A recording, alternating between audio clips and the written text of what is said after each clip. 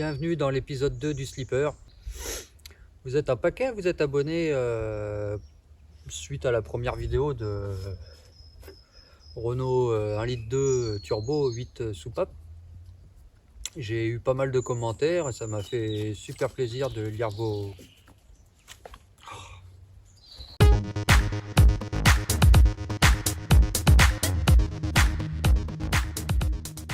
On va déjà se faire un petit peu de place, donc je vais déjà commencer par déshabiller tout ce qui est autour qui me gêne. Et ensuite on va s'attaquer à la fabrication d'un collecteur pour pouvoir adapter le turbo sur la voiture.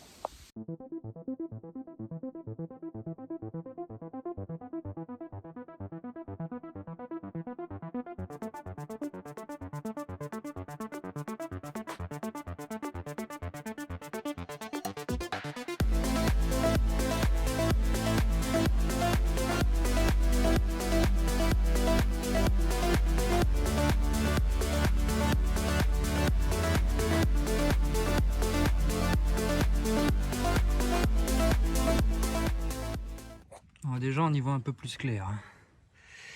On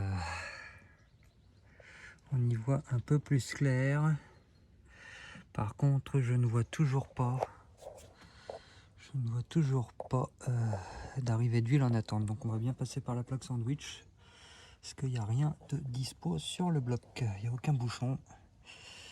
Au moins de ce côté-là du moins. Bon, c'est parti, on continue.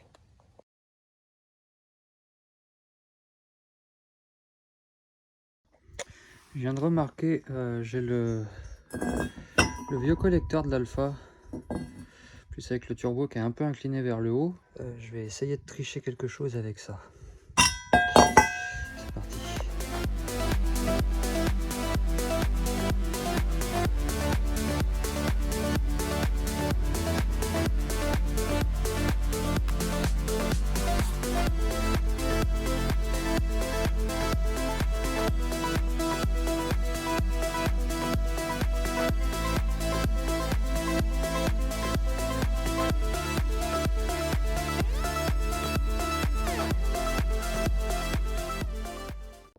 Je crois que j'ai réussi à réaliser le collecteur d'échappement le plus moche de l'histoire. On est vraiment parti pour quelque chose de fonctionner et pas quelque chose de performance. J'ai réussi tant bien que mal à foutre le turbo sur le collecteur. Bon, là, il faut alors que je modifie, mais pour le décaler encore plus par là, c'est un peu la merde parce que faut que je parte vachement en biais en fait. Bon bah, l'angle est pas bon, ça passait pas, bah je découpe et on recommence.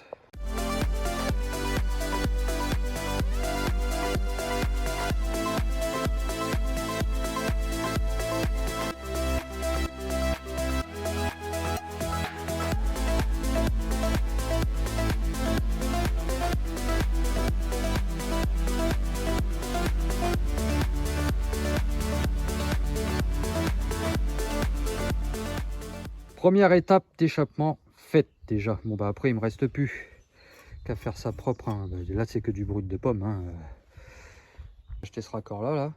Logiquement ici je pouvais mettre le capteur de pression d'huile. Hein. Comme ça je pouvais mettre ça ici. Voilà. Et du coup, et mon capteur de pression d'huile, je te le mets dans l'ordre, qui se retrouvait ici, il était nickel, la place impeccable. Et lui, logiquement, qui était supposé pouvoir se mettre là, et bah c'est mal fileté et il se vise pas. Du coup la pièce, bah je peux pas m'en servir. Donc j'ai dit bah écoute c'est pas grave. Du coup j'ai mis la plaque sandwich pour avoir mon capteur de pression d'huile que je vais pouvoir mettre ici je pense. Et puis me servir, il y a une sortie qui sera bouchée et puis la deuxième sortie pour faire l'alimentation en huile du turbo. Ensuite il faudra que je perce le carter d'huile pour pouvoir adapter le retour du turbo. Donc pour ça j'ai farfouillé un petit peu, je pense que je vais récupérer un peu les déchets de ma BM. C'est moche, ça me plaît pas tellement, mais pour l'instant c'est on a dit qu'on était parti sur juste le rendre fonctionnel. Donc en fin de compte pour l'instant ce qui m'intéresse c'est surtout que le turbo tienne en place, qu'il soit entraîné par les gaz d'échappement et que ça sorte. Voilà. J'ai beau me creuser la tête, chercher des solutions J'ai pas envie de mettre le truc ici et puis que ça souffle. J'aurais pu, remarque, tu me diras, parce que si c'est vraiment juste pour faire du délire, j'aurais même pas eu besoin de remettre le capot. Et là, ce qui m'embête, c'est que si je me donne plus de moyens et que je me fais vraiment chier à fond là-dessus, tout ce qui est dedans, l'équipement mobile, il tiendra pas la pression. Mais du coup, bonjour et bienvenue. Je me prénomme donc professeur Ladurite. Comme le disait mon cher confrère Dr Bidouille juste avant moi, il est nécessaire à ce moment-là de comprendre ce qu'on fait, de comprendre comment ça fonctionne, et je suis là pour vous l'expliquer. Donc c'est une toute nouvelle rubrique, n'hésitez pas à mettre un commentaire et même un pouce bleu si cette rubrique vous plaît. Donc à partir du moment où nous nous intéressons à greffer sur un moteur dit atmosphérique. Le moteur atmosphérique tout simplement parce que celui-ci fonctionne avec la pression atmosphérique. Nous avons schématiquement un moteur, alors je précise que je vais vulgariser le plus possible, puisque bien évidemment ce n'est pas une conférence de mécanique, je ne vais pas ici vous apprendre le métier de mécanicien, et simplement vous faire comprendre schématiquement et le plus simplement possible comment ça fonctionne, ce que l'on modifie et ce que nous allons modifier va avoir comme effet sur le moteur. Donc nous avons un bloc cylindre, je vais faire un peu plus gros parce que là on va pas voir grand chose. Donc nous avons un bloc moteur muni de 4 cylindres. Et par-dessus, je vais même changer de couleur, tiens. Par-dessus, nous avons une culasse. Voilà. Avec ces 4 chambres de combustion. Nous avons, par-dessus ça, le carburateur. Du moins, l'alimentation en carburant. Nous avons 4 pistons.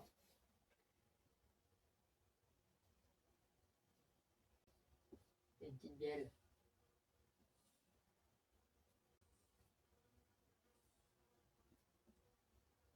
Donc du coup, comment ça fonctionne?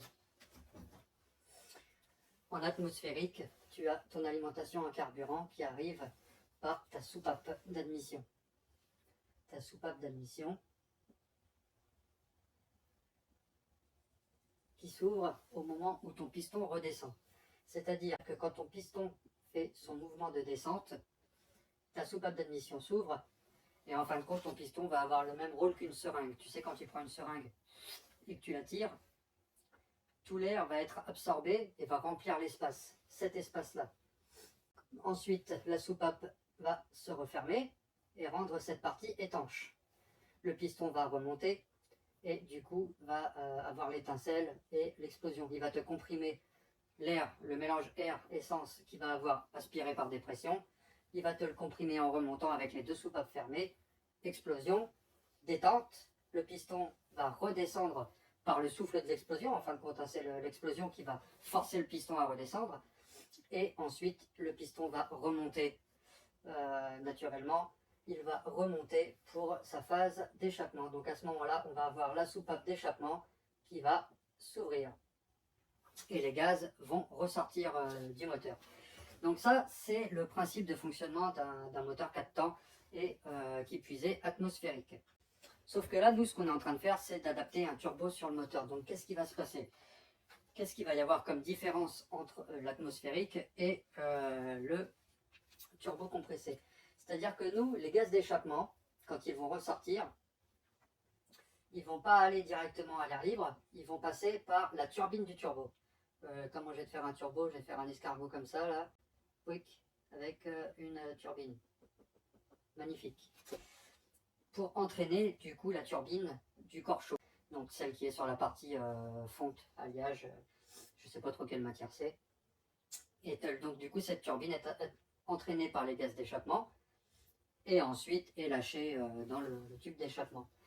En entraînant cette turbine, elle entraîne une deuxième turbine qui est derrière, puisque du coup tu en as une qui est entraînée par les gaz d'échappement, et du coup ça entraîne celle qui est de l'autre côté sur le corps froid, et c'est elle qui a le rôle d'envoyer de l'air, et le fait que ce soit dans un endroit clos puisque du coup tu arrives dans ta boîte à air et après tu n'as pas d'échappatoire, donc du coup l'air va être emmagasiné et comprimé dans cette boîte.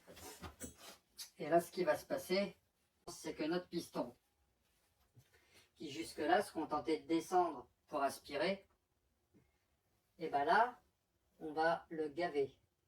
C'est-à-dire qu'au moment où il va faire sa descente, on va même prendre celui qui est en haut, tiens, au moment où il va engager sa descente, là, l'air qui va arriver par la soupape,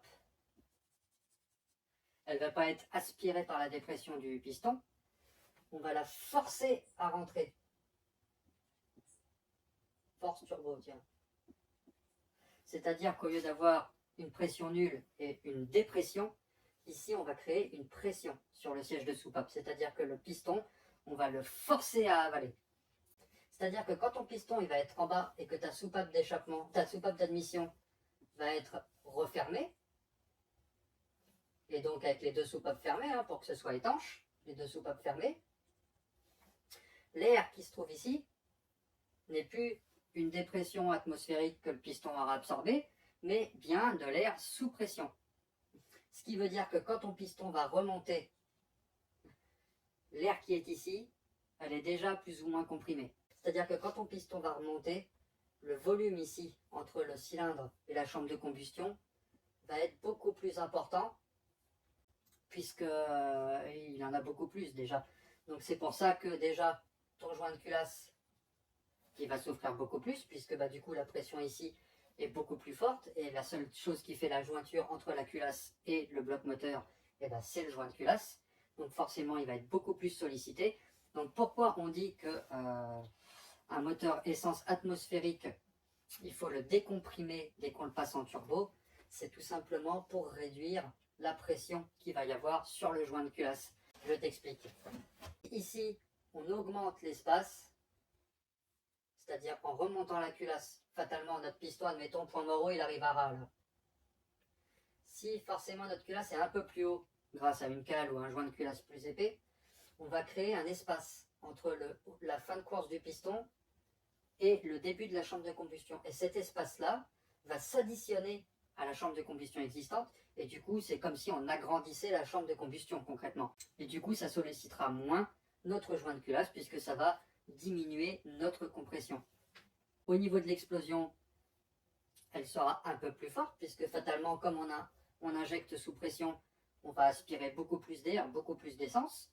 Le mélange gazeux va être beaucoup plus gros, enfin plus important, et donc la détonation au moment de l'allumage va être beaucoup plus forte.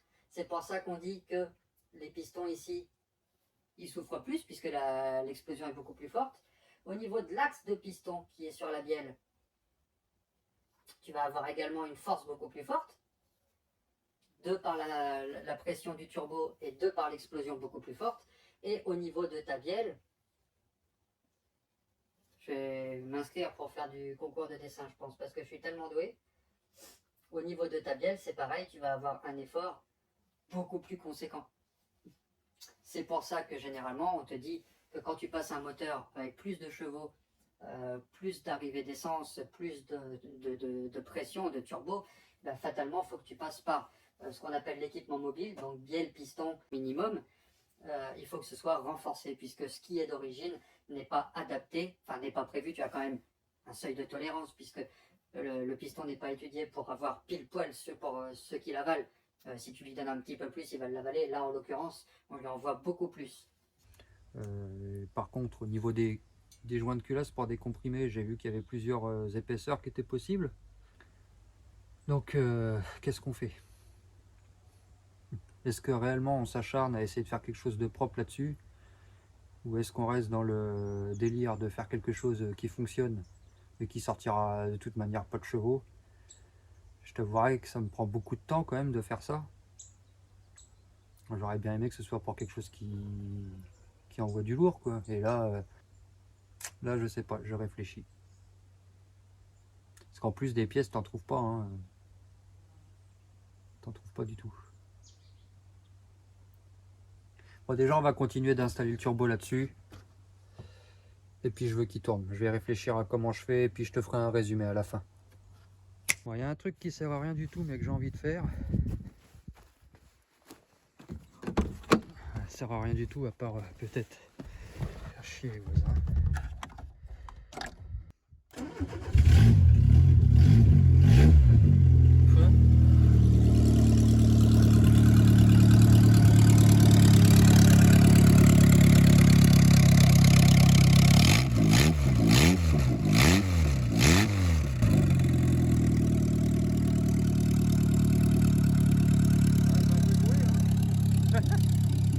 On va éteindre ça parce que je vais me faire incendier.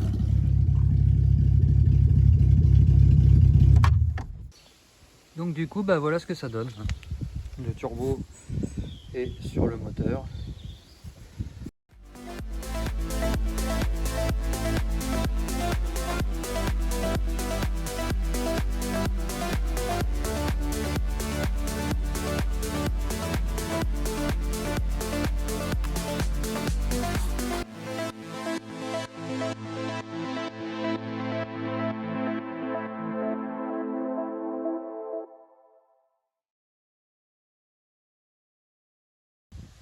Donc j'ai pas encore reçu la durée d'alimentation en huile. Il me reste aussi le retour à faire. Et puis après il me restera également la descente de turbo à faire pour avoir une ligne d'échappement. Alors, je vais faire un truc assez simple hein, qui sort pas loin. Je vais pas m'amuser pour l'instant à faire une ligne qui va jusqu'au bout. Dans la prochaine vidéo, on fera les arrivées et sorties d'huile du turbo. Et on déposera la culasse pour décomprimer le moteur. On prendra les compressions et on décomprimera. J'ai commandé le joint de culasse plus épais pour décomprimer le moteur. Donc on prendra les compressions avant et après pour pouvoir comparer. Et puis bah, on finira. Et puis dans le prochain épisode, ça pète dans le tube. Hein, on pourra foutre ça en route et voir ce que ça donne. Je vais remettre également tout ce qui est système de flotte. Hein, et puis les manos à mettre là-dessous. J'ai pas encore la plaque. Comme ça je pourrais mettre une plaque nickel avec les manos 1, 2, 3, ça sera nickel. Comme je vous l'ai déjà dit, je vous raquetterai pas, je ferai pas de cagnotte ni je ne vous demanderai pas la pièce pour finir ce projet. J'estime qu'on est tous pareils, qu'on n'a pas à payer. C'est pas mon rôle, je suis pas là pour ça. Ce qui m'aide dans ce projet à avancer, c'est vous quand même, rien qu'en vous abonnant, en likant, en partageant, en regardant. Tout simplement. Je compte sur vous parce que c'est grâce à vous que je peux avancer dans les projets. Parce que comme vous, j'ai pas les moyens spécialement d'investir dans tout ça. Et c'est que de la YouTube monnaie. Donc merci à vous encore d'être spectateur de ma chaîne. Merci de me soutenir. Merci pour tous vos gentils commentaires. Même s'il y en a certains que je réponds pas. Aux trois quarts, vous avez été tous super. Vous avez tous été enthousiastes dans ce projet-là. Et mon but, c'est de vous donner envie de continuer à suivre ce projet qui va évoluer sans arrêt, sans arrêt, sans arrêt. Tout ça pour le plaisir de tous. À bientôt pour une prochaine vidéo.